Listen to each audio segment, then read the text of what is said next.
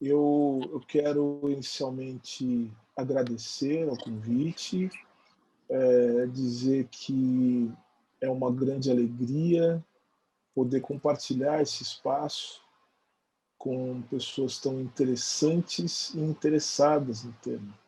Então, muito obrigado, é a primeira coisa que tenho a dizer. Em segundo lugar, eu gostaria também de falar um pouco a respeito do racismo estrutural, que é o tema que me foi sugerido, tema do meu livro, mas que também encontra-se em outros escritos, em outras obras que tive a oportunidade de escrever, enfim, e de tratar do tema. Acho que para falar de racismo estrutural, o primeiro ponto é que não se trata apenas de uma fala sobre racismo. Esse é um ponto muito importante. Porque entendo eu que falar de racismo nos leva obrigatoriamente a compreender outros temas que estão além da questão racial propriamente dita. Eu sempre me propus, nos meus estudos, a estabelecer uma conexão, entre a questão racial, as questões de natureza econômica, economia, o Estado, por isso meu interesse na teoria do Estado,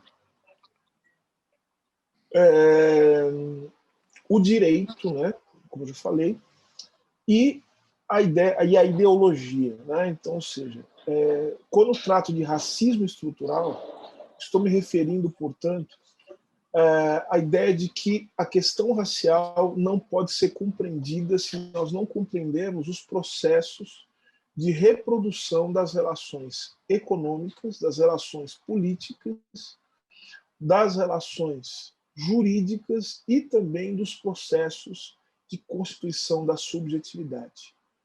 Então, esses 4 pontos, eles são aquilo que tenho chamado nas minhas obras de estrutura. De estrutura. A grande tese que coloco, né, no meu livro, que na verdade não é uma tese, não é a minha tese, mas ela é o resultado também de formulações de diversos outros intelectuais, estudiosas, né, das relações raciais, que têm admitido que a compreensão das relações raciais ela vai além, ela vai além de simplesmente estabelecer lugares de negros, brancos ou outros grupos racializados. A minha intenção sempre foi entender como é possível, como é possível entender o processo de constituição desses grupos racializados. E aí olhar para as estruturas. O que eu quero dizer com isso? Quero dizer que, antes de entendermos como se dá a relação entre negros e brancos, por exemplo, é fundamental entender quais são as condições em que essa relação se torna possível. Como nós estabelecemos e naturalizamos a existência de grupos raciais, o que nos leva a pensar, mais do que no racismo, como um ato discriminatório que tem a sua especificidade na questão da raça, pensar o racismo como um processo de criação da raça. O racismo, portanto, ele não é um ato. O racismo ele não é um conjunto de atos. O racismo, na realidade, e na concepção daquilo que tem por racismo, é um processo. É um processo de constituição da raça. Como a raça é criada e recriada nas relações sociais, e especialmente nessas relações que chamam de relações estruturais, ou seja, a raça ela é criada e recriada no âmbito das relações econômicas, de tal sorte que nós não podemos desvincular racialização e a criação das condições de reprodução da sociedade capitalista. Não é possível desvincular a racialização do Estado, ou seja, as mudanças do Estado, nas formas de intervenção do Estado, implicam também em mudanças na configuração dos grupos racializados, de como nós entendemos a raça. Para entender a questão racial, é fundamental também, indo para o terceiro ponto, entender como o direito e as normas jurídicas, o sistema legal, o legal system, como o sistema legal, ele também cria as condições para a racialização. Vou falar de cada um deles, mas eu acho que aqui cabe um exemplo importante, e aí fazendo aquilo que o professor Carnoy havia já sinalizado na nossa conversa inicial, a história dos Estados Unidos, eu acho que demonstra e muito bem como não se pode desvincular raça, racialização, racismo de direito. Só lembrando que a escravidão ela não é algo que vai além do sistema jurídico. E lembrando também que a escravidão só se tornou possível por conta do sistema legal. Lembrando também que, é importante lembrar disso, que a segregação racial era o resultado, do ponto de vista oficial, do ponto de vista formal, a segregação racial ela pode ser definida, né, como um sistema de leis que teve o beneplácito, que foi aprovada, que foi legitimada por uma decisão da Suprema Corte Americana de 1896, no caso Plessy versus Ferguson, famoso precedente, né, judicial. Lembrando também que, isso nos lembra Michelle Alexander, que aquilo que define a condição dos negros nos Estados Unidos, e falo especificamente dos negros, nós podíamos falar, por exemplo, dos indígenas nos Estados Unidos também, mas lembrando que a condição dos negros dos Estados Unidos não pode ser desvinculada tanto do sistema econômico, que cria condições de vida mais precárias para as pessoas negras. Basta ver o que a crise de 2008 provocou nas comunidades negras, o resultado disso, sem deixar de considerar a devastação das crises econômicas para as pessoas brancas, pobres, mas lembrando também os efeitos devastadores que podem ser vistos, demonstrados por pesquisas nas comunidades negras, ou na comunidade negra nos Estados Unidos.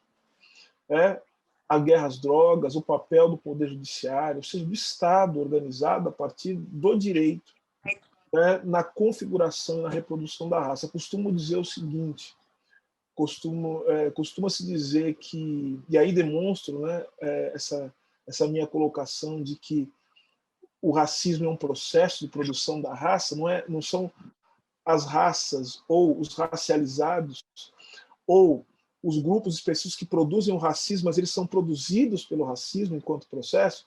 E aí eu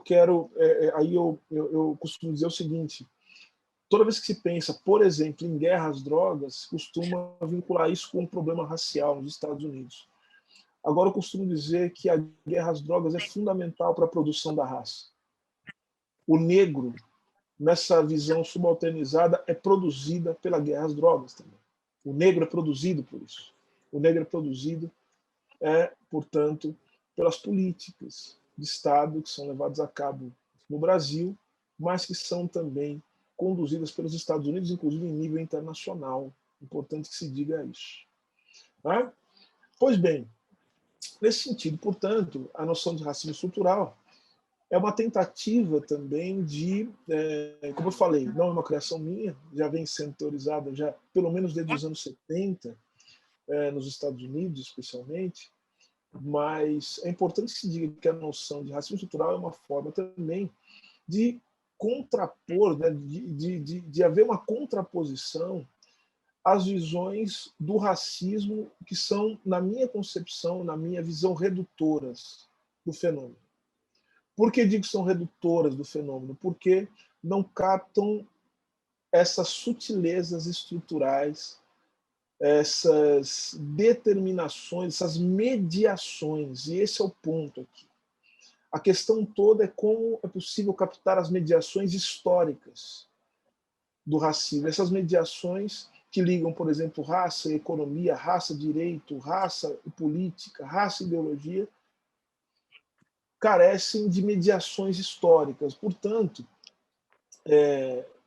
é nesse sentido que esse conceito se estabelece. Quais são as concepções redutoras da questão racial, na minha opinião, e que estão, todos podem perceber, que estão na base de muitas formulações econômicas, que estão na base da teoria do Estado, que estão na base da teoria do direito. Né? Primeira concepção que, na minha opinião, é redutora, é a concepção que trata o racismo como um fenômeno individual, né? Como se fosse uma ação produzida pelos sujeitos. Essa concepção ela trata o racismo como se fosse um ato discriminatório, um ato violento, praticado de maneira deliberada por sujeitos que são chamados de racistas.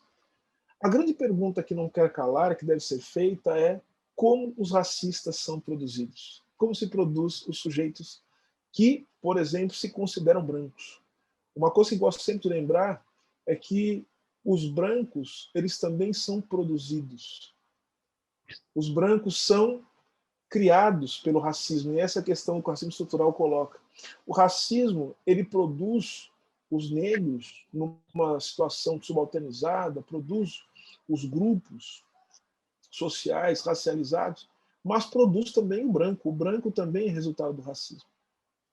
Gosto de lembrar também que a noção de racismo estrutural ela trabalha com o racismo como sendo um processo histórico e um processo político, o que significa dizer que, mudadas as condições políticas e mudadas as condições históricas, as relações raciais elas ganham um outro sentido completamente diferente. Quem é branco no Brasil não é branco e nunca será nos Estados Unidos. Isso é importante que os brancos brasileiros saibam disso. Né? A noção de ser branco, né, muda dentro de contextos em que, mais uma vez, economia, política, direito e cultura agem de maneira diferente. Né? Então, concepções que tratam o racismo de maneira individual como sendo um ato do sujeito não levam em consideração a complexidade desse processo. E a única solução, porque vejam, as concepções de racismo levam também a estratégias diferentes de combate ao racismo. Né? Então vejam como as questões teóricas elas nunca se desligam das questões da prática política. Quem considera que o racismo é um fenômeno individual só tem como alternativa combater o racismo, seja por meio de norma jurídica, ou seja, por meio de processo judicial, processando o racista, ou então tratando o racismo como se fosse uma patologia, como se fosse um problema de ordem psicológica ou de ordem moral, o que, para mim, a coisa fica ainda pior. O racista se torna um imoral. Quando, na verdade, nós sabemos que tanto os padrões morais como também o modo de funcionamento do sistema de justiça são organizados a partir de pressupostos que não se referem especificamente aos sujeitos que operam o sistema. Um juiz negro, um presidente negro, né, e um líder negro de uma organização não são garantia de que o racismo não irá se reproduzir nas instituições. Nós entramos, portanto, na segunda concepção, que é a concepção de racismo institucional.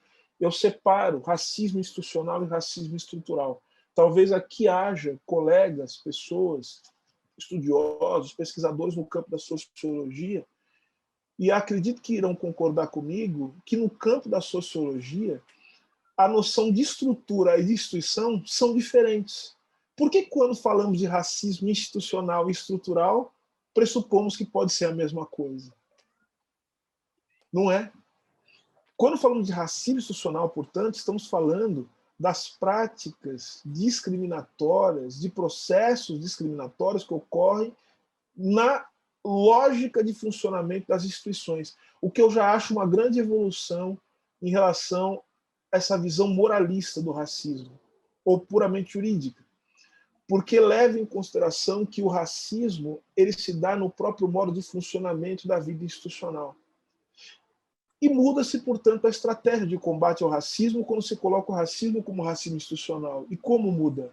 Muda porque aí a questão não se trata apenas de mudar os sujeitos, mas de mudar os processos institucionais de criação do sujeito. No caso, ação afirmativa. A ação afirmativa é uma forma, por excelência, de combate ao racismo institucional, porque se mudam as regras e se mudam também, se mudam as regras e se muda também a maneira com que a instituição é organizada.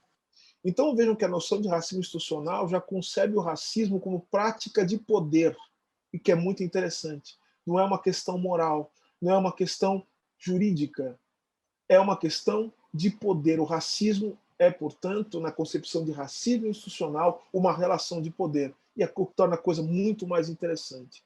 Quero lembrar que o termo racismo institucional e estrutural na literatura aparece de maneira flutuante, né? Às vezes aparece como sendo a mesma coisa, não há, às vezes, diferenciação. Na minha leitura, Kwame Ture, né, e Charles Hamilton, em Black Power, quando tratam da questão do racismo institucional de maneira pioneira, de maneira brilhante, né, iniciando as possibilidades de estudar o fenômeno a partir disso, a partir dessa perspectiva do racismo como relação de poder, como forma de organização da sociedade, eles, na verdade, entendem que estão falando do racismo estrutural e não apenas no institucional. Eles estão falando do racismo estrutural. Porque, vejam, se a gente pegar o racismo como sendo institucional, estamos partindo do pressuposto de que o racismo é um produto das instituições. E aí nós temos que dar um salto, né, para além disso. Vejam, quando eu digo que o racismo é resultado das instituições, aí eu posso falar, por exemplo, de termos como supremacia branca. As instituições, elas têm um certo funcionamento, que há uma supremacia branca nas instituições. Entretanto, o que essa noção não explica é como, primeiro, se formaram os brancos que vão ter supremacia dentro da instituição e como se construiu esse processo. E aí nós temos que entrar na noção que, acredito eu, é a mais abrangente, mais profunda de racismo estrutural. O que nos leva a pensar não apenas como sujeitos são racializados, não apenas como as instituições funcionam de maneira racializada, ou seja, a reproduzir os processos discriminatórios, ainda que de forma automática, mas nós caímos também para pensar como sujeitos e instituições racializados são possíveis nesse mundo. E, portanto, pensamos em economia, pensamos em política, pensamos em direito, pensamos em ideologia e pensamos, atenção, e assim encerro a minha participação para ouvi-los e ouvi-las, pensar o racismo não como uma anormalidade, não como um ponto fora da curva, mas pensar o racismo como algo normal, algo que está dentro dos parâmetros de funcionamento das instituições e da forma de constituição intelectual e emocional dos sujeitos. Pensar o racismo como algo que está não apenas na consciência, mas no inconsciente. Pensar o racismo como uma prática institucional normal, de tal sorte que a luta contra o racismo, o combate contra o racismo é um combate à normalidade do mundo e não um combate àquilo que o mundo tem de anormal. Portanto, isso implica em mudanças que vão desde o indivíduo até mesmo as concepções econômicas, políticas, enfim, jurídicas, e até mesmo a nosso modo de pensar o mundo, o nosso imaginário, tal como ele é constituído socialmente. Pois bem, só para terminar, acho que é um ponto importante para nossa reflexão, porque esse assunto se torna interessante e importante no mundo de hoje. Eu não sei se ficou evidente aqui, mas o que eu quero fazer é uma inversão dentro de um certo raciocínio que a mim, como homem negro, e peço licença para fazer uma nota particular, para mim é especialmente importante. Com licença de fazer uma nota pessoal, peço licença a todos. Eu escrevi o livro Racismo Estrutural e é o meu primeiro livro, meu primeiro escrito sobre racismo. Eu sou formado em Direito, sou formado em Filosofia, tenho uma dupla formação, uma dupla graduação em Direito, né? Estudei Direito, estudei Filosofia, tenho mestrado em Economia Política, Direito e Economia Política, e um doutorado em Filosofia do Direito. Os meus primeiros trabalhos são sobre filosofia contemporânea, filosofia do direito contemporâneo. Estudei autores como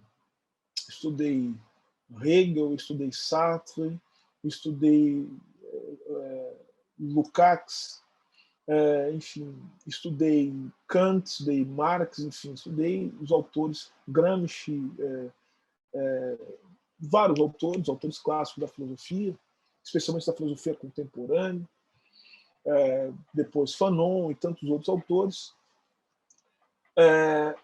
E tem um trabalho na área do direito, na área da filosofia do direito e da economia política. Então, o que eu sempre lutei foi para estabelecer uma inversão, né? Ou seja, para que a questão racial não se torne apenas um apêndice daquilo que é considerado, daquelas reflexões que são consideradas as grandes reflexões, né? Por exemplo, sobre Estado, sobre economia, sobre teoria do direito, né? Que é o que me interessa muito.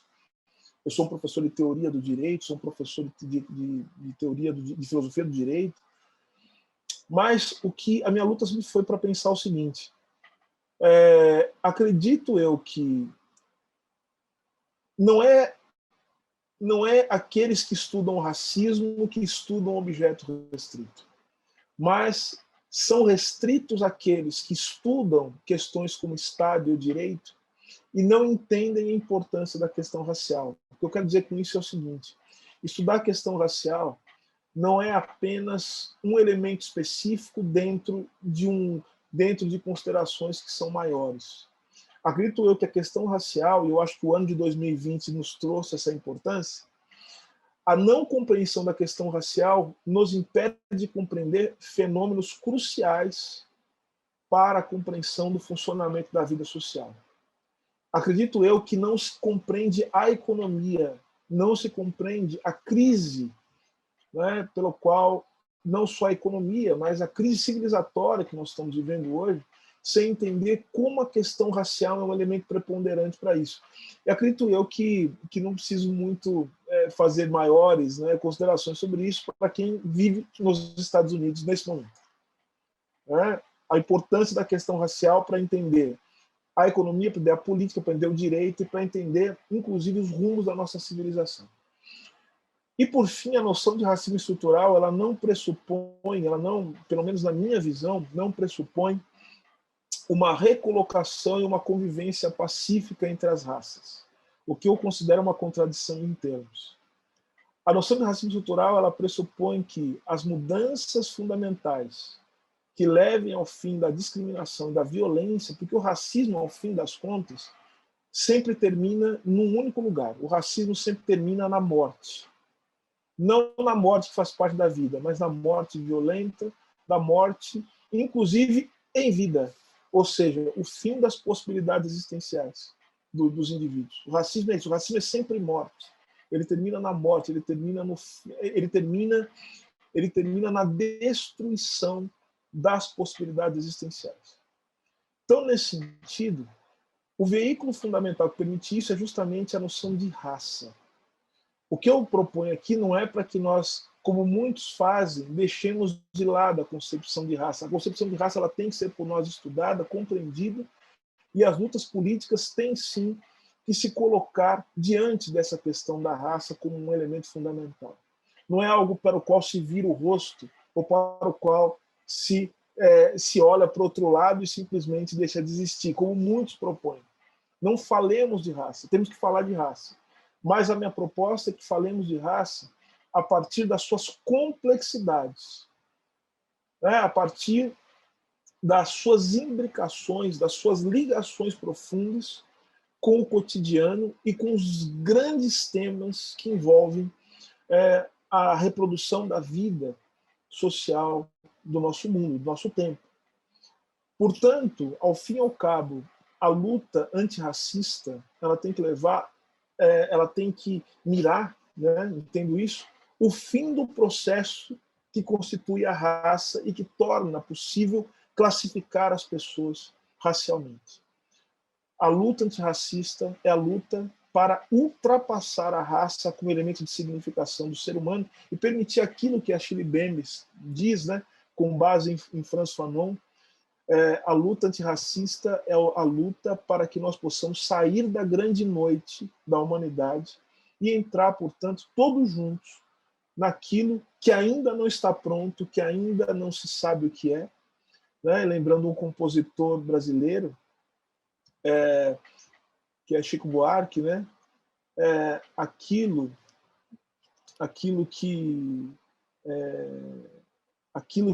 não é e nem nunca será, né?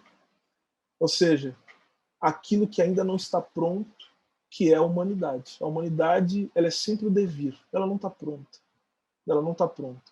O racismo existe justamente para configurar uma certa noção de humanidade que não abarca, né, determinados grupos sociais.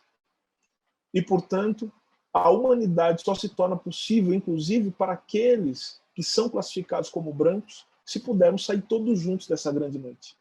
E, portanto, isso implica um compromisso, não só enquanto um compromisso moral, né, que é importante, mas um compromisso político de construção de solidariedade. Né? Não apenas pensar como é bom ser solidário, mas pensar como é necessário ser solidário para que a vida se torne possível. Muito obrigado a todos e todas.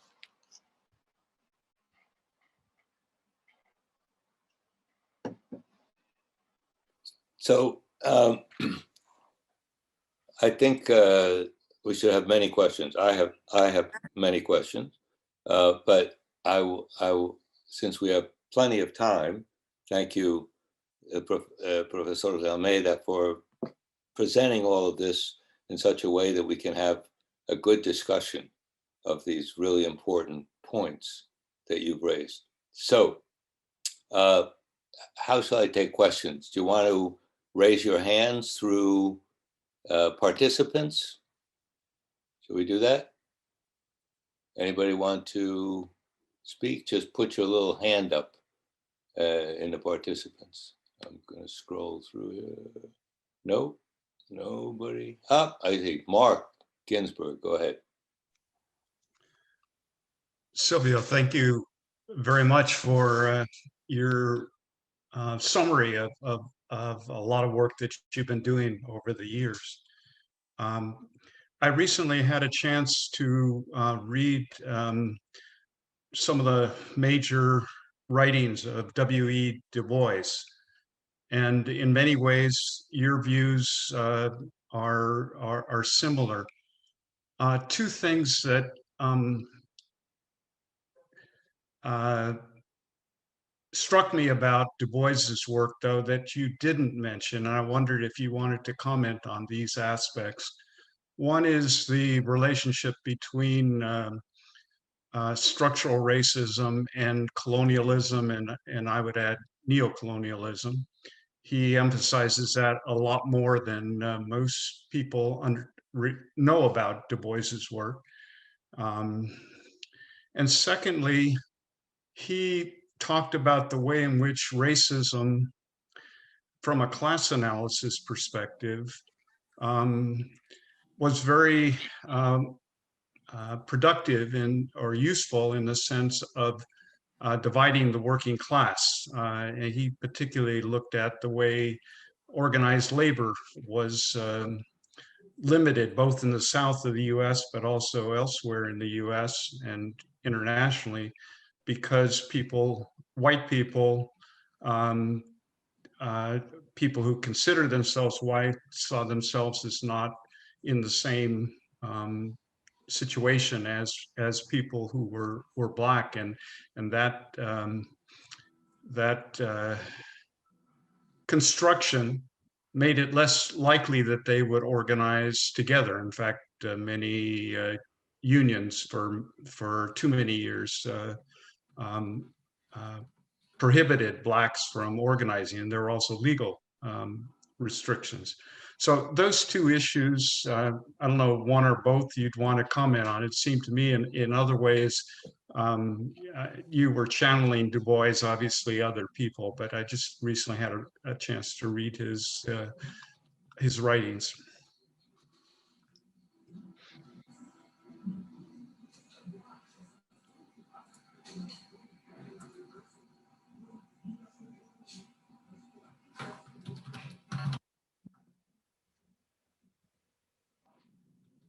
Eu respondo a pergunta agora ou espero mais alguma pergunta?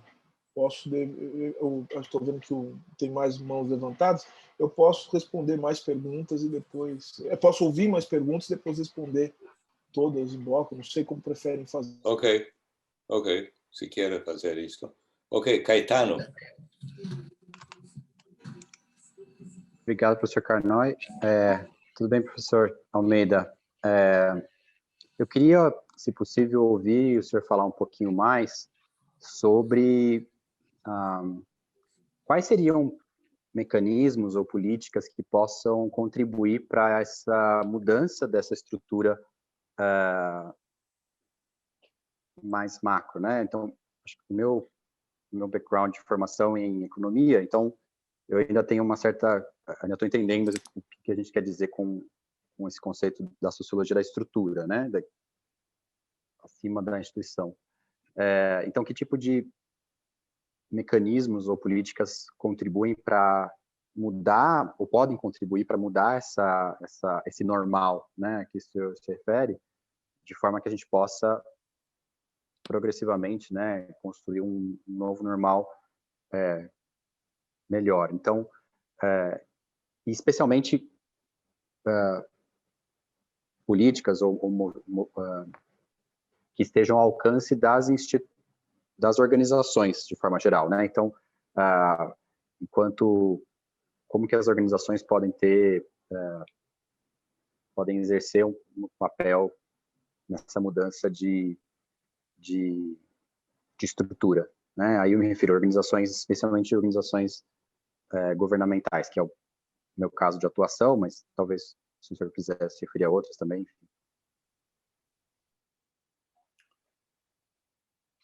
So, Silvio, I'm going to add a question, and then you can answer all the questions. Is that okay? Okay. So my question is that you've had some experience in the U.S., actually in the U.S. South, in North Carolina, and even though in a very progressive part of North Carolina, but I would like, if you could, it would be very interesting for us, I think, because we have both people here in the seminar from who are not Brazilian and people who are Brazilian, to comment maybe on how this structural racism that you're talking about, because the structure includes nation states with different definitions and different laws, that I just wonder if it would be an interesting exercise, if you can do it, to try to do some comparisons, how you think, because the way I understand it, your structure basically defines people into different roles, into different categories. And we're defined in many ways, as I think you'll agree, by law, by ideology, all the things you mentioned. So I'm just wondering, the nation state is one definition. I loved your example of white Brazilians coming to the US and not being the same as whites in the US, and they're not considered the same by whites in the US. Do not look at a white Brazilian and say, oh, that person is the same white person as I am. I really like that example. And I can say that the same thing is true about blacks. a Black Brazilian comes, he's speaking Portuguese. He's, considered, I think, even by white people in the US, as different, in a different category than a US Black person. I think that, I think those examples are just great. So now the question is, do you think that racism is different in Brazil? The structure of racism is different in Brazil than the US? And if so, how?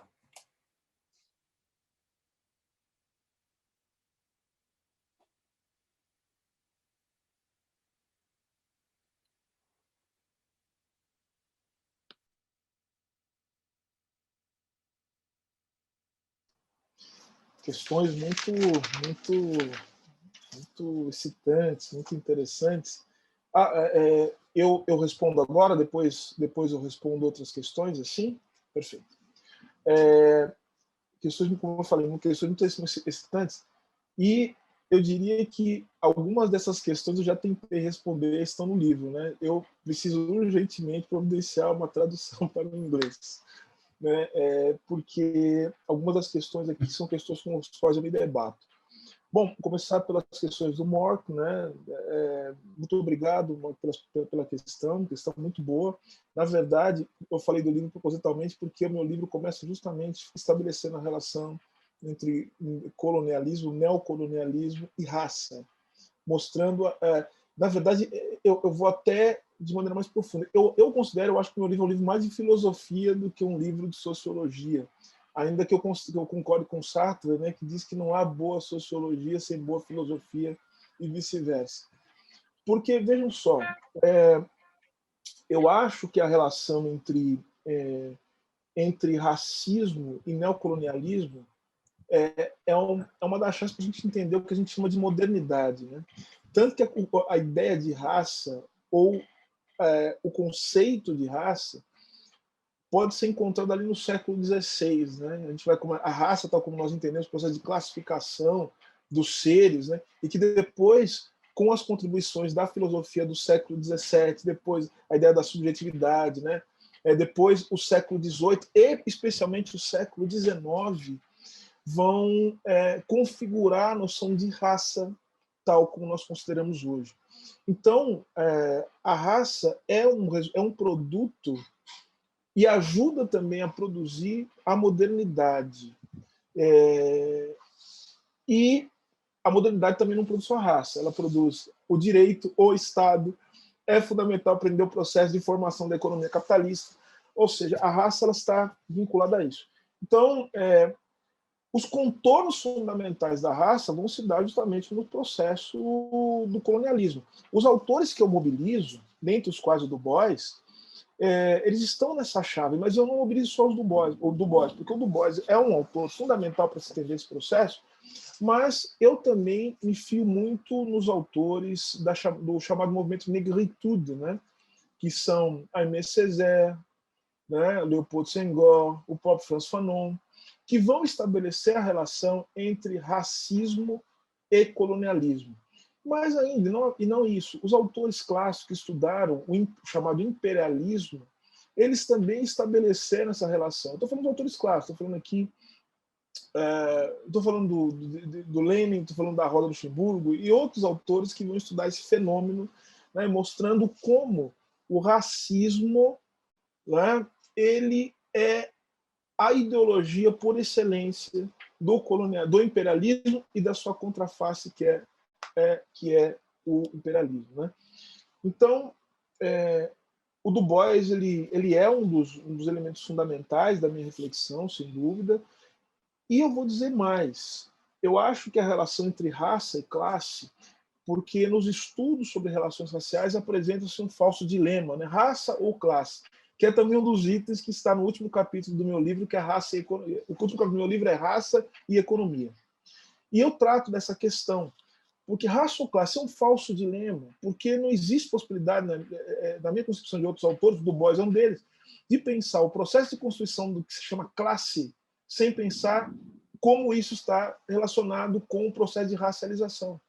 Os trabalhadores do mundo, eles têm cor, né? Eles têm uma cultura, eles têm religião. Os elementos que definem o que é raça são os elementos, né, que juntam características biológicas com características culturais. E os trabalhadores, eles são, inclusive, organizados a partir de tais características raciais, de pertencimento racial. Então, o dilema raça ou classe, portanto, é um dilema que, para mim, eu diria, uma falsa contradição. Né? Não há contradição. Os trabalhadores racializados, e no Brasil, eu já começo a responder também um pouco da pergunta do professor Carnoy, porque no Brasil, a questão raça ou classe é ainda mais evidente do que nos Estados Unidos. Mais evidente. Certas possibilidades de pertencimento à classe, ou usando outro termo, as classes mais altas, vão também funcionando como um elemento embranquecedor. Não só por conta das possibilidades de consumo, mas também quando você tem certas características físicas que permitem a você transitar, né, o pertencimento de classe também funciona como algo que vai definir também o seu pertencimento racial. E aí a gente entende até algumas decisões que vão que se relacionam com o mercado de consumo, com a estética, por produtos de alisamento de cabelo, né, formas de embranquecimento da pele, que também vão te colocando como aparentemente pertencente em relação às características, né, culturais, em relação a uma classe mais alta. Então, eu acho que a divisão, entender o processo de divisão internacional do trabalho, a divisão de classe, as divisões da classe trabalhadora, que também são aproveitadas, né, justamente como uma forma do que a gente chama de luta de classe. A luta de classe também tem que se dizer com os processos de divisão da raça, a divisão dentro da raça, porque note, o que marca também a relação entre as pessoas negras é justamente um processo de conflito permanente entre os próprios negros.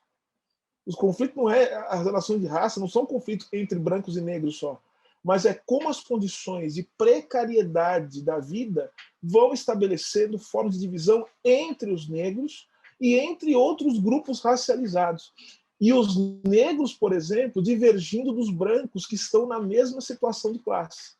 Trabalhadores negros e brancos divergindo entre si. Os trabalhadores brancos demonstrando racismo em relação aos negros. A sua reflexão, professor Mark,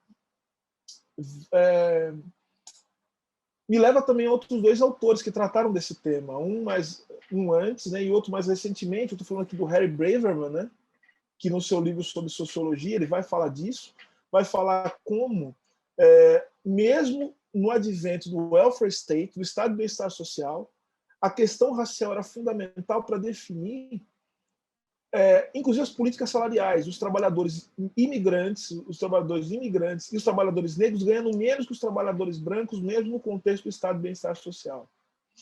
E o David Harvey também vai falar disso, quando ele vai dizer que mesmo quando você tem a mediação dos sindicatos, os sindicatos da chamada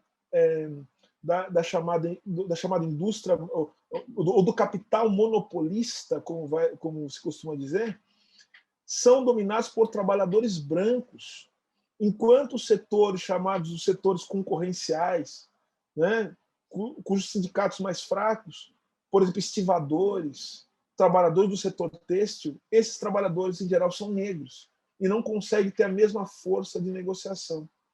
Então, lembrando que isso é importante também para falar das questões históricas que envolvem o racismo, eu sempre costumo dizer que existe um racismo do welfare state e existe um racismo do neoliberalismo, que são coisas distintas.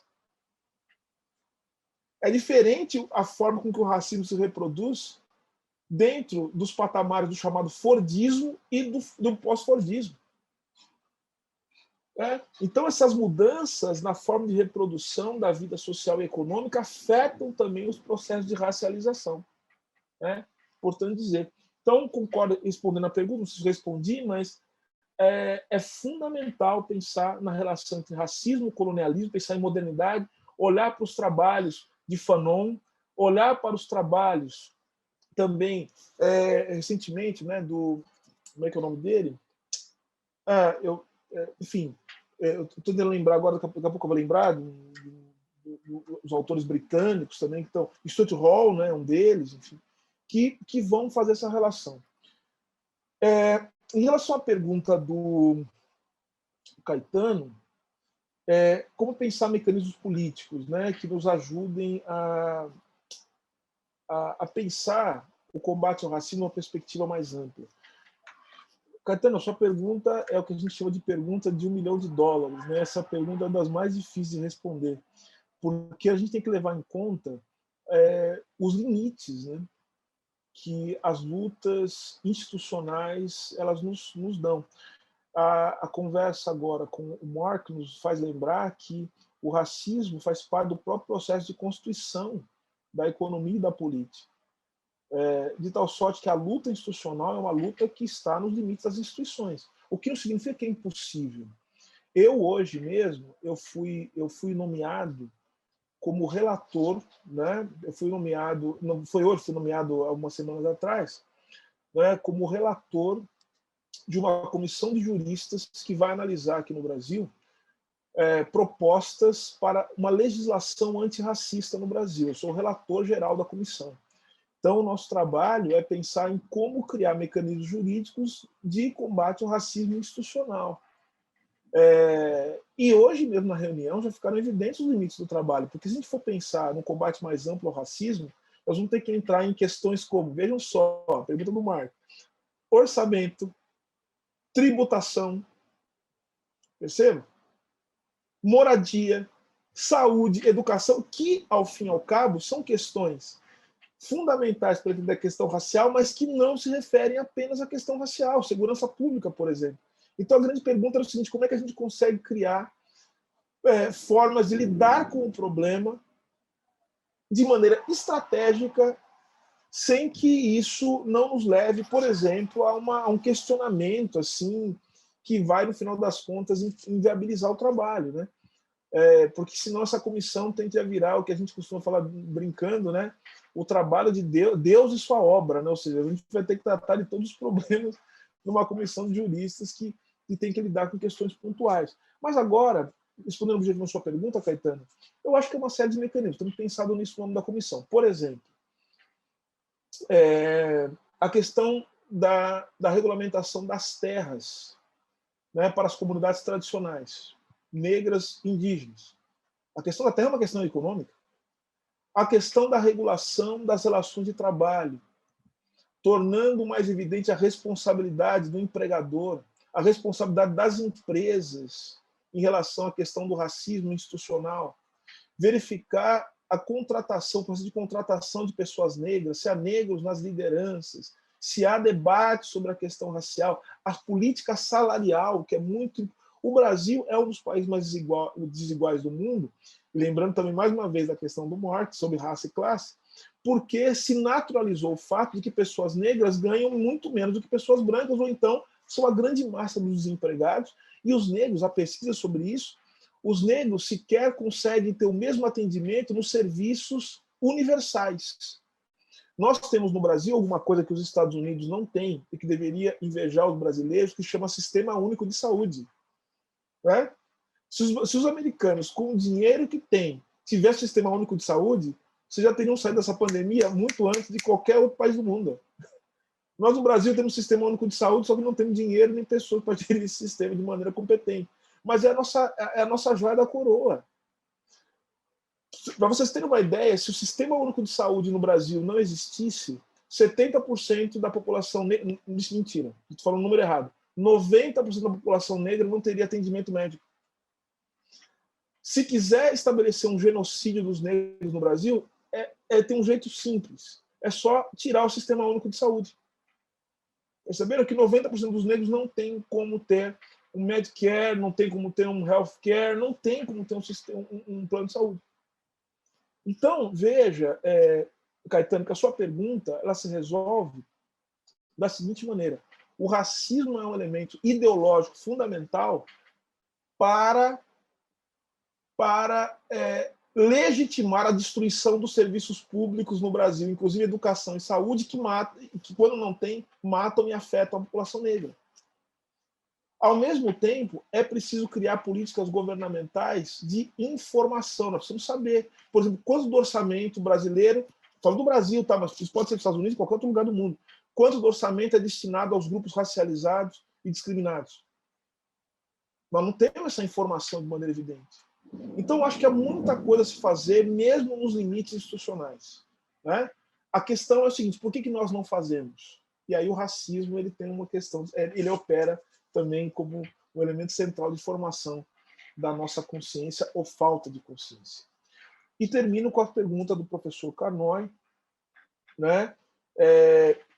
Tentando ser bastante objetivo, a pergunta, acho que ela tem um núcleo central, né? Que é a comparação, né? Se é possível comparar. Por que é possível comparar? É possível comparar porque nós estabelecemos também similaridades, né? Quais são as similaridades? É que a raça, ela, voltando mais uma vez à questão do neocolonialismo, não é possível pensar a ideia de raça sem nos lembrarmos do processo de constituição da sociedade mundial. Ou seja, eu estou sendo muito evidente, há uma relação intrínseca entre raça e capitalismo. Né? Ou seja, o processo de formação da sociedade contemporânea traz a raça a tiracolo, traz a raça né, no seu bojo. Então, portanto, eu costumo dizer o seguinte: no processo de formação das sociedades, nós temos 4 formas fundamentais, são as formas sociais da sociedade contemporânea. A forma mercadoria, a forma política, Estado, a forma jurídica e a forma dinheiro. Vamos pegar a forma dinheiro, que eu acho que é a mais simples da gente entender agora nesse exemplo que eu vou dar. Todos os lugares do mundo que tem capitalismo tem dinheiro. Não tem, o dinheiro é o equivalente geral das mercadorias, falando agora para os economistas. Entretanto, a gente não pode dizer que o dinheiro no Brasil e o dinheiro nos Estados Unidos é a mesma coisa, porque não é. São coisas diferentes, ou seja, existe uma coisa que chama formação histórico-social, que faz com que esses elementos, essas formas, né, que têm, né, um aceito internacional, se materializem historicamente de maneira diferente. Então, a raça, ela pode ser algo compreendido, né, de maneira abstrata, né, ao nível internacional, só que a sua materialização está de maneira diferente. O processo de formação de uma pessoa branca no Brasil não é a mesma dos Estados Unidos. Um branco brasileiro não ouve as mesmas coisas que ouve um branco nos Estados Unidos. O negro brasileiro é diferente. Inclusive em Duke, professor Carnoy, eu dei uma disciplina que, para mim, 2 disciplinas, uma delas com o professor John French, que são 2 disciplinas que foram muito importantes para eu entender essa questão, que foram as seguintes: eu dei uma disciplina chamada Black Lives Matter, US Brasil, que virou inclusive uma exhibit, virou uma exposição virtual, que depois eu posso passar o link com o trabalho dos nossos alunos. E uma outra disciplina que eu dei, que me foi muito importante para entender, inclusive, teoria do direito, é Race and Law in Latin America, raça e direito na América Latina. Foi muito importante, por quê? Porque eu pude entender como todos os sistemas jurídicos dos países da América Latina, mas não só, dos Estados Unidos também, são formados em confronto com a questão racial. Não se entende o direito em Cuba, não se entende direito no Haiti, não se entende direito no Brasil, sem entender o processo de forja da raça, de formação da raça. O sistema jurídico brasileiro, por exemplo, ele foi formado, a segurança pública, né, o direito penal brasileiro, foi formado com medo de uma revolução haitiana. Medo da raça, medo dos negros. Então, só que eu posso declarar, né, de maneira genérica, obviamente, mas para pintar em cores fortes, que o sistema jurídico brasileiro foi formado contra os negros no Brasil. Eu posso falar isso de maneira geral, e posso dar vários exemplos de como isso acontece. Mas, enfim, similaridades, diferenças. Diferença é o seguinte: a primeira diferença que eu vejo, é muito diferente você ter um país que tem um PIB de 30 bilhões, 27 trilhões, né, 27 trilhões, e um país que tem 7 trilhões de PIB. Isso já afeta, portanto, até a lógica da distribuição, de como essa distribuição é possível. afeta, inclusive, os conflitos em relação ao orçamento brasileiro. Eles são afetados. E isso implica em como, agora a pergunta do Caetano, como nós podemos agir para combater a discriminação, sendo que nos países mais pobres, sendo que nos países culturalmente violentos, né, como é o caso do nosso país, não que os Estados Unidos não seja, porque os Estados Unidos é muito violento, mas o Brasil também é muito violento. Isso é, inclusive, para tirar uma imagem que algumas pessoas dos Estados Unidos, dos lugares do mundo, têm do Brasil. Eu estava em Duque e o professor me perguntou assim, olha só, professor Karnal, que me perguntou meu colega dos Estados Unidos, como é que vocês no Brasil aguentam o que é feito com vocês? Eu virei para ele e falei o seguinte, é porque é o seguinte, vou te dar apenas um exemplo. Nas manifestações do Black Lives Matter, muitos dos manifestantes negros, alguns policiais ajoelhavam junto com os manifestantes, acompanhavam os manifestantes. Isso existe a possibilidade de acontecer no Brasil. A polícia, inclusive, irá matar alguém na frente das câmeras, vocês não tenham dúvida disso, e parte da sociedade brasileira vai aplaudir isso que foi feito. É uma sociedade que não tem nenhum tipo de cultura democrática ou que vai achar normal uma manifestação tal como aconteceram nos Estados Unidos e aconteceram no Brasil, porque mesmo com a violência nós fazemos e criamos uma série de estratégias para sobreviver. O Estado brasileiro ele não é um Estado em que existe tolerância racial, tal como se pensa. O que existe, na verdade, é um processo diferente, né, de absorção dessas contradições para que a violência institucional brasileira continue funcionando no seu padrão racializado. Isso existe. Outra diferença demográfica, professor Carnot. No Brasil, nós somos 56% da população, alguns dizem 57%. Nos Estados Unidos, em torno de 13%, eu falo que são 20% da população, os negros são. Portanto, é muito diferente pensar numa redistribuição, né, de poder político e econômico num país que tem esse tipo de demografia, é um país dos mais desiguais do mundo. O Brasil é um dos países mais desiguais do mundo, também porque é racista. Por que racista? Porque o fator racial ele legitima a desigualdade brasileira e a violência que é necessária para manter a desigualdade, porque não é só uma questão moral, é uma questão política e necessária. Para manter a desigualdade no Brasil, é necessário que o Estado seja profundamente violento com os negros brasileiros. Essa é a diferença fundamental. É isso. Obrigado. Okay, we have two more questions already. One from, I'll take them in this order, Hugo Chavez, and then Paulo Adioado. So, Hugo, go ahead. Ok. Olá, professor. É um prazer poder estar falando diretamente com você. Eu queria passar o tema especificamente para a área da educação e compreendendo o racismo como característica estrutural da sociedade, né, que atravessa e permeia das instituições ao subconsciente, como é que você compreende a tentativa dos testes padronizados de educação, como o IDEB no Brasil e o PISA a nível mundial, estabelecer uma espécie de cientificismo neutro que visa criar referências universais do que seria uma educação de qualidade? Ou seja, no mundo contemporâneo, qual a possibilidade das perspectivas universalistas sobre a educação não serem racistas, uma vez que elas não admitem e se explicitam como antirracistas?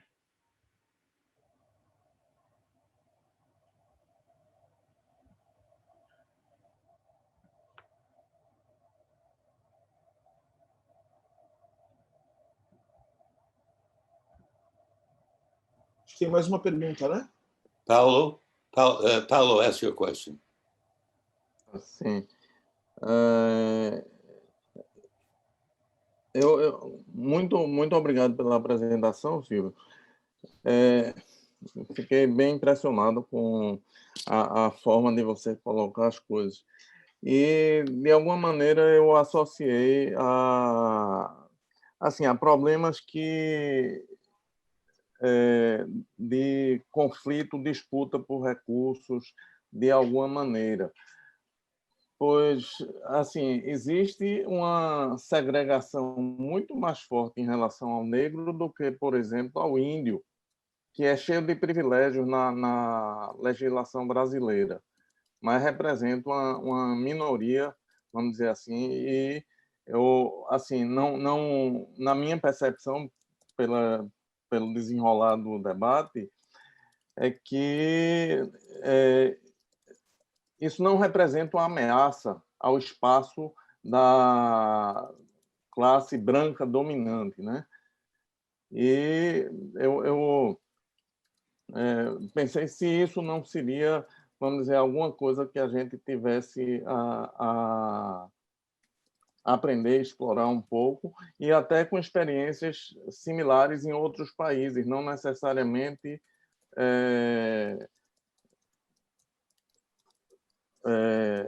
por raça, mas por grupos. Claro, a raça está aparente no meio das pessoas, certo? Isso é uma coisa que é perceptível logo de cara, mas por outros critérios também, isso poderia ser uma questão que a gente pudesse aprender com ela, certo? Deixo aí a palavra com você. Muito obrigado.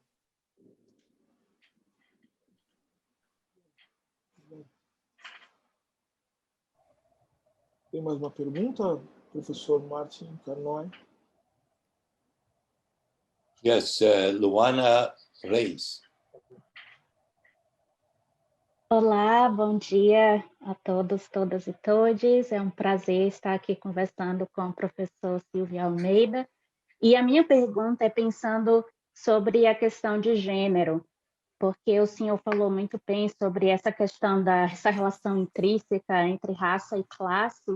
Então, eu queria ouvir um pouco sobre como o gênero também é percebido, né, nessa estruturação sobre a questão do racismo, e pensando também na questão da intelectualidade da mulher negra, que muitas vezes, quando a gente pensa no intelectual negro, as nossas referências são ainda muito masculinas, né? A gente viu aqui durante a conversa muitas referências a intelectuais negros, homens como Du Bois, Mbembe, e entre outros. Então, pensando também, né, nessa questão de pensar na intelectualidade negra feminina, na discussão da questão do racismo, como é que o senhor vê essa questão e como isso faz parte do seu trabalho e da sua discussão também sobre o racismo, né? Pensando na questão das mulheres negras. Muito obrigada. Vamos lá. Silvio, please, you take these 3 questions. Thank you, professor. A primeira questão, né, é a questão do Hugo, né? Fala sobre os testes padronizados de educação. Mas o centro, o nervo, né, da sua pergunta, eu acho que é a questão do universalismo, né? Sabe que isso é um dilema, né? Isso é um problema, inclusive, que eu confesso que eu tenho me debruçado a respeito disso, porque existem 2 maneiras de entender o universalismo, né? Existe uma maneira que eu acho que é uma maneira que eu chamo de idealista de entender a noção de universalismo, que está diretamente relacionada aos parâmetros da filosofia moderna, e que eu acho que a formulação mais finamente e de maneira mais fina, mais sofisticada, foi nos apresentado por Kant, né? A ideia do universalismo, que influencia tantos pensadores, especialmente os pensadores do Estado liberal. Mas isso é uma forma de pensar o universalismo como uma forma de construção, de aproximação dos seres humanos, de incorporação das diferenças, de estabelecer diálogo, sem que isso implique na assimilação do outro. Muitos chamam isso de pluralismo, enfim. Né? Mas a questão toda é que isso é um grande desafio para nós. Né? Pensar o que é esse universalismo. Agora, ligando isso com a questão da educação, eu acho que você tem razão, né? Porque a sua pergunta, ela, como toda boa pergunta, ela já traz em si uma crítica. Quando você fala desses testes padronizados, é justamente só que no sentido de formar sujeitos que são adaptáveis a esse processo de dominação que leva o nome de universalismo. Ou seja, é como isso serve para formar consciências dóceis e corpos dóceis também aos processos de violência imperialista, né? Usando esse termo aqui. Eu concordo com você, eu vou até além, né? Eu acho que a gente não pode deixar de pensar nesses testes padronizados como também como uma forma de reprodução dos parâmetros objetivos e subjetivos do neoliberalismo, é claro. Ou seja, é fazer pessoas que vão operar as máquinas, que vão fazer essa sociedade continuar, por mais horrível e terrível que ela seja. O que é pedido nesses testes, e acredito que você seja um estudioso disso, a sua pergunta não é à toa, você deve se interessar por isso, as perguntas feitas nesses testes, elas apontam para isso mesmo, né? Ou seja, no Brasil, por exemplo, é para a criação de uma sociedade de serviços, né? Não é para fomentar pensamento crítico, não é para formar gente que vai pensar a autonomia do país, não é para pensar um país soberano, mas para pensar um país que possa ser uma subsidiária, né, dos grandes dos países centrais. Né? Não é para formar pessoas que vão pensar a tecnologia de maneira autônoma, que vão pensar a integração dos saberes, né, dos saberes tradicionais com os saberes acadêmicos, olhando para o Brasil especificamente como um país. E até uma parte da pergunta do professor Carnoy que eu não pude responder, mas o professor está no livro também, que é justamente essa relação entre raça e nação, né? Estado, raça e nação, que é uma coisa fundamental.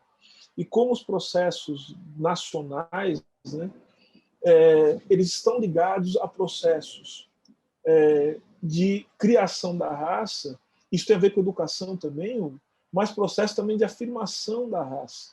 Então, o nacionalismo que nós vemos em certos países, por exemplo, a China, estou falando da Rússia, né? Estive na Rússia recentemente, conversando com algumas pessoas a respeito disso, como isso está diretamente ligado a um processo de compreensão, né, de características que seriam características próprias do povo, da nação. Né? Isso leva a toda uma reorientação do processo de formação, de constituição dos sujeitos, que é a educação. Né? A educação é um projeto político.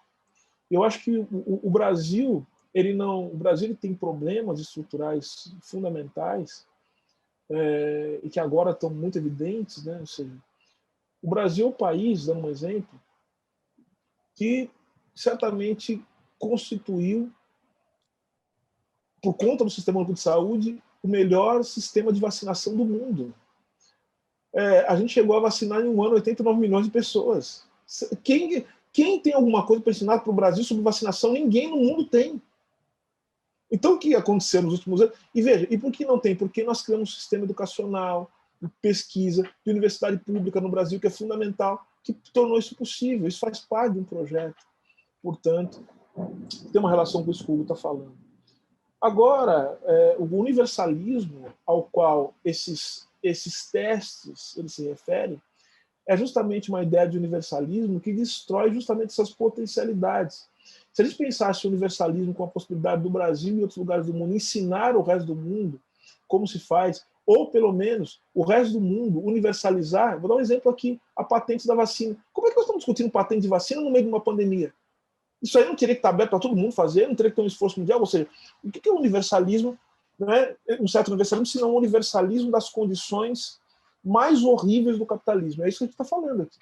Por isso, os projetos de educação eles têm que estar em linha com isso, esse horror de destruição.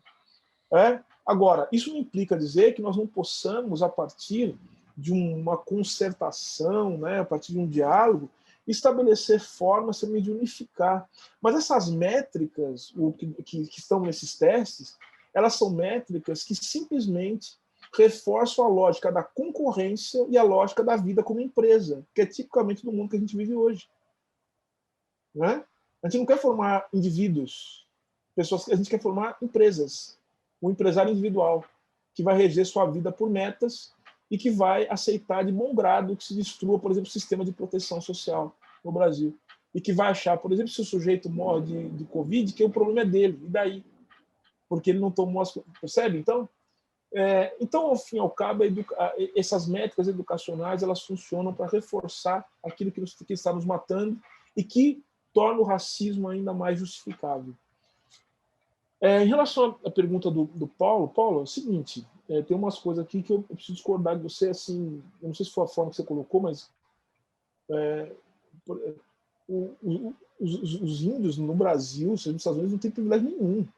Eles são destroçados, destruídos, assassinados. E muitas das normas jurídicas que a eles é colocado como se fosse privilégio, na verdade, são formas de controle dessas populações, né, que são massacradas, assim, que são destroçadas. Então, assim, eu acho que colocar a palavra... eu acho um equívoco colocar a palavra índio e privilégio na mesma frase, porque isso não existe, né, em lugar nenhum do mundo. Assim, me provem o contrário. Eu estou disposto a aprender sempre, mas no Brasil, por exemplo, isso não existe. Inclusive, Paulo, uma coisa interessante da gente ler, eu criei agora um clube de leitura em que eu estou lendo os grandes clássicos do pensamento brasileiro, página por página, linha por linha, e nós começamos por Casa Grande, Senzala de Gilberto Freire, que inclusive estudou em Colômbia, onde eu espero estar no começo do ano que vem. E olha só, o Gilberto Freire, o capítulo 2 da obra, sabe como é que ele traz? Veja, democracia racial, hein? Mas ele, para criar a narrativa de uma sociedade equilibrada, de uma democracia que depois leriam como democracia racial, que não está no ensino livre, mas que leriam assim como uma forma, como um país que conseguiu resolver naturalmente, né, os seus conflitos. Ele começa o capítulo 2 estabelecendo uma distinção radical entre civilização e cultura, ou melhor, entre civilização e natureza. E essa distinção, sabe como que ele faz? Dizendo que os portugueses colonizadores eram civilizados e os índios primitivos. Então é uma coisa que destoa da obra dele, porque ele não trata os africanos desse jeito, mas ele trata os indígenas assim como primitivos. Para dizer o seguinte, olha só, os indígenas, eles são o mais próximo da natureza, eles são como se fosse vegetação. E que, portanto, eles têm que ser dominados. Então, sorte que a mulher indígena serviu apenas como base para a construção do que seria a civilização.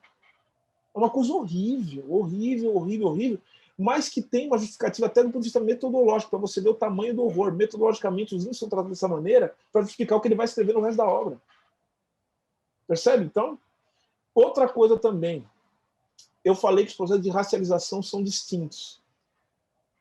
E a gente não entende o que é ser negro no Brasil e negro na América Latina sem entender a relação dos negros com os povos indígenas. Para os meus alunos de Duque, eu mostrei uma foto, né, de uma chamada de um orixá, né, de uma entidade das religiões afro-brasileiras, do candomblé, chamada Oxóssi. Mostrei uma foto de Oxóssi para eles. Os meus alunos ficaram na dúvida se era um negro ou se era um indígena. Por que isso? Porque eu pensar negro no Brasil é pensar a relação com os povos indígenas. É aquilo que Lélia Gonzalez chamava de amefricanidade. Nós somos amefricanos. Nós somos amefricanos.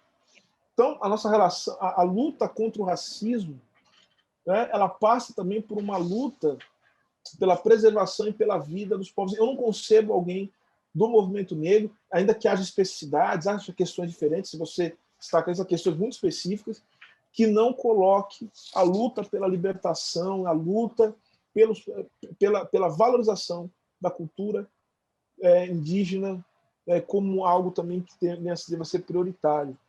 Então, eu acho que a gente pode trabalhar com outros grupos quando pensa em distribuição econômica, mas eu estou cada vez mais convencido de que o fator racial, o ano de 2020 me provou isso, e olha que eu sou um sujeito que tento sempre pensar a identidade a partir das questões estruturais. Eu nunca penso em identidade vinculada à economia. Mas agora eu tenho para mim que raça é um elemento de análise. Se você tirar raça da questão, se você tirar raça da forma de olhar para os problemas, é como se você retirasse uma lente que torna possível você ver os problemas de maneira mais específica e mais definida. Raça é um elemento de análise, não é uma questão moral, não é militância política, é um elemento de análise. Raça, portanto, é conceito que deve nos orientar para olhar os fenômenos do mundo, para que nós possamos decidir quais as práticas políticas diante do problema que nos apresenta. Em relação à questão da Luana, a Luana tem uma pergunta dela interessante, porque, veja, Luana, eu coloco, parece que eu estou fazendo propaganda no meu livro, mas não é isso. Eu coloco isso no meu livro também. Eu estava tentando lembrar o nome do autor, que eu não podia esquecer. Ele fala isso com base também nas formulações de uma outra autora, e que, por acaso, é companheira dele. Estou falando aqui do Paul Gilroy. Né? O Paul Gilroy, ele vai dizer o seguinte, no prefácio do livro Atlântico Negro, né? No prefácio da apresentação, ele vai dizer o seguinte: nós temos que pensar, com base na Von Ware, né? que estuda a branquitude, a companheira dele. Paul Gilroy diz assim: a gente só entende raça sem entender gênero, não tem como entender de maneira diferente. Sabe por quê? Porque é só analisar. Eu sempre convido as pessoas para olharem as coisas dentro do âmbito, dentro do pior ângulo da minha formação, de uma das minhas formações, que é o direito. Olha como o direito organiza raça e gênero. E classe, isso é óbvio. Mas olha só, as primeiras medidas que são tomadas por aquilo que... Olha o nome do autor aqui, está aqui na minha biblioteca. Por Goldberg, né? Que ele chama de estados racistas, porque todo estado é racial, mas tem os estados racistas, que eles abertamente funcionam de maneira a discriminar racialmente. Então, o Goldberg diz o seguinte: uma das primeiras medidas tomadas pelos estados racistas, sabe qual é? Estabelecer formas de controle sobre a sexualidade, sobre os direitos reprodutivos das mulheres. Porque para ter raça, você precisa controlar o útero das mulheres. Esse é o termo que usa. Porque você precisa... Então, qual que é o primeiro ponto das legislações racistas? É proibir relacionamentos interraciais. Porque isso bagunça a ideia de nação, de raça pura, né? Porque eu preciso estabelecer uma separação radical, porque é em torno de características físicas ou culturais que eu vou alimentar o delírio, aquilo que o Achille Mbembe chama de loucura codificada, que é a raça. A raça é uma loucura codificada. E como é que eu alimento isso? Estabelecendo dentro desse delírio certos elementos de racionalidade. Então eu controlo a relação entre homens negros, mulheres brancas e vice-versa. Eu estabeleço leis de controle. Então eu preciso controlar gênero para poder controlar raça. A mim isso me parece muito óbvio. Quem é que morre no Brasil? Né? Morre mais no Brasil. Falando do Brasil, mas nos Estados Unidos também. Olha, os níveis de encarceramento são os homens negros, os homens pretos.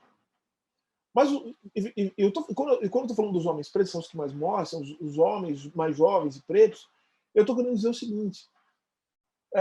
Por dois motivos estou dizendo isso. Primeiro, quando você mata um homem preto, geralmente esse homem preto chega até uma certa idade porque tem uma mãe negra, porque tem toda uma rede de cuidado de mulheres negras que as mulheres negras estabeleceram uma certa tecnologia de sobrevivência que permitiu a homens como eu, por exemplo, chegar onde eu cheguei. E quando eu falo chegar onde eu cheguei, eu não falo dos meus títulos acadêmicos, estou falando da minha vida, chegar vivo até os 44 anos de idade. Né?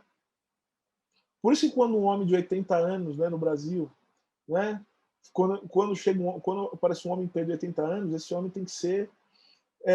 nós temos que aplaudir, temos que fazer festa para ele, comemorar, né? Por mais que tenhamos divergências com ele e tal, porque um homem que chega aos 80 anos nesse país é muito raro. Então, eu quero dizer, e só chegou também por quê? Porque houve toda uma rede de cuidado de mulher negra. Isso é muito importante dizer. Então, assim, eu acho que esse é o elemento de análise, mas tem um outro ponto também, que é o ponto das intelectuais negras. Então, tem dois pontos, né, aí que a gente deve pensar de maneira bastante racional.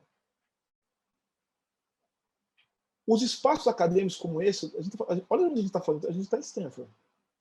Os espaços acadêmicos como esse, senhoras e senhores, são espaços não só de produção do conhecimento, e há muito conhecimento sendo produzido aqui, importante, mas são espaços também de validação, né, social, espaços também de reconhecimento. Né? Eu acho que é que a minha vida tem um lance meio diferente. Eu sou filho de ex-jogador de futebol, né? A minha família é toda ligada à escola de samba, às religiões matriz africanas. Então eu venho de lugares em que nós negros costumamos ser tratados com muito respeito e como pessoas de altíssima dignidade. Mas estar em Stanford não é algo assim normal. Stanford, Harvard, Yale, enfim, Oxford, não é um lugar. É mesmo na USP no Brasil, tá? Eu acho que o Mark falou, ele fez a pergunta, né? Sobre, e o professor Carnot também fez a pergunta sobre o que diferencia o Brasil dos Estados Unidos. Uma das coisas que diferencia o processo de racialização do Brasil e dos Estados Unidos é o seguinte: veja só, estudar na Universidade de São Paulo em certas universidades públicas no Brasil é uma coisa que faz você passar a porteira, né, do cercadinho que é feito para os pretos, bem, no Brasil, dos negros no Brasil. Hein? Por isso o orgulho da universidade pública, porque a universidade pública é um lugar de fazer branco. Porque a pessoa passa lá para ser branca e reconhecida pelos outros brancos. Então, por isso que a política de ação afirmativa de cota no Brasil não é uma coisa simples. A política de cota que nós temos no Brasil é muito mais avançada do que foi feito nos Estados Unidos. Vocês querem saber? Porque, primeiro, que vocês não têm nem cota aí, né? Nos Estados Unidos não tem política de cota. Nossa política de cota é um negócio muito radical. Num país de 57% de negro, um país profundamente desigual, em que a universidade pública é um fator de legitimação de ser branco. Então, veja só. Então, falando agora das mulheres negras, por que eu estou falando isso da universidade, Luana? Me respondo a sua pergunta com muito carinho. Porque o racismo, para funcionar, ele precisa funcionar da seguinte maneira: ele precisa pegar algo, ele precisa trabalhar com muita mentira e meias verdades.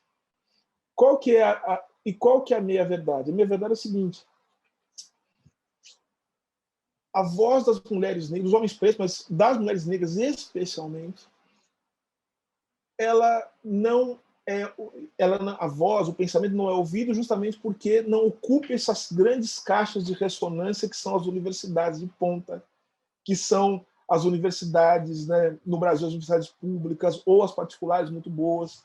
Então, para você ser ouvido enquanto intelectual e ser reconhecido enquanto tal, você precisa estar dentro dessas grandes caixas de ressonância. Isso muda até em aspectos regionais. Né? Você está na Universidade do Sul do país, no norte do país, do Brasil, especificamente, isso é outra coisa. Nos Estados Unidos também tem essas diferenças, essas distinções. Então, o que acontece quando ele fala assim, mas as mulheres não estão, elas não estão mesmo. Por quê? Porque as mulheres são profundamente discriminadas e duplamente discriminadas por gênero e por raça, as mulheres negras. Elas raramente ocupam essas caixas de ressonância em que o conhecimento por elas produzidos, que é fundamental, ganha um status. Lélia Gonzalez, nós falamos de Lélia Gonzalez ontem no Brasil, talvez aquela intelectual negra de maior projeção que nós temos, uma das mais importantes, com contribuições fundamentais. A Lélia Gonzalez, ela está tendo a sua obra organizada apenas há 3, 4 anos, assim, que está organizando a obra dela. Então, vejam só, em geral, as pessoas negras, elas não têm nem a sua obra organizada, porque elas não estão nesses centros, nesses grandes centros de conhecimento em que isso é possível. Agora, com a política de ação afirmativa, com mulheres negras chegando às universidades, mulheres negras estão nos grandes centros, como estão em Stanford, olha só, é possível haver resgate dessa memória e colocar a voz dessas mulheres negras para que nós possamos ouvi-las e que elas possam nos orientar os trabalhos. Então, isso é muito importante dizer isso. Porque senão, Luana, sabe o que acontece? Eu já vi muita gente, eu tenho orientandas negras de mestrado e doutorado, e eu percebo às vezes nelas uma certa culpa de não achar mulheres negras tal para poder citar nos trabalhos. Eu falo, não é essa a questão. A questão é a seguinte: nós temos que tratar isso como uma questão política. O seu trabalho é um trabalho de pesquisa, e talvez o seu trabalho seja justamente trazer a voz dessas pessoas, né? E outra coisa, trazer a voz dessas pessoas e dominar a voz também daqueles que muitas vezes ou foram nossos aliados, mas que na maioria das vezes nos sufocaram, nós temos que dominar. Eu falo para minha aluna, eu tenho uma orientanda negra, né, toda de dread, né, é assim, e ela faz doutorado comigo. Eu falo para ela o seguinte: sabe qual é o meu sonho? Você, uma mulher negra, entrar dentro de uma sala de aula e falar para os alunos assim: senhoras e senhores, a aula de hoje é Hegel. Nossa, parece uma coisa que não dá aula de Hegel. A aula de hoje, eu vou falar hoje sobre Kant. É isso. Eu quero causar esse espanto. Quero causar esse susto. Obrigado.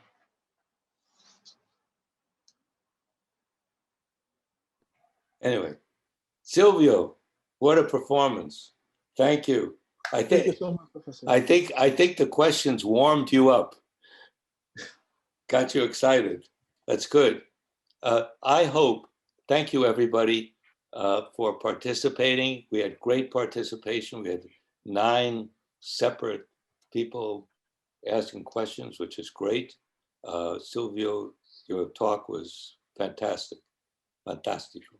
So I hope that we will continue our relationship between the Lemon Center and you. And I want to let you know that the Latin American Center here at Stanford has a very generous visiting professorship called the Tinker Professorship. And as you were talking, I was thinking how great it would be if you would apply for this. So you can come to Stanford for 3 months post-COVID. And we'll get you a position, a co-position in the law school and the School of Education. And you can illuminate us for 3 months. You can give a class and it'll be great. I will communicate with you and send you the information. And I hope that you'll participate in more events of the Lemon Center, and we'll come and visit you when we can travel again. And when you come to New York, you can come and visit us too. Thank you. Muito obrigado. Muito obrigado. Muito interessante. Ok. E vamos ler o livro de você. Obrigado, professor. Vai ser uma grande honra. Thank you so much. Thank you. Thank you. Tchau. Até logo. Professor, só uma coisa, desculpe. Eu queria dizer o seguinte, eu queria depois deixar os meus contatos à disposição para todas as pessoas que, porventura, queiram entrar em contato comigo. Yeah.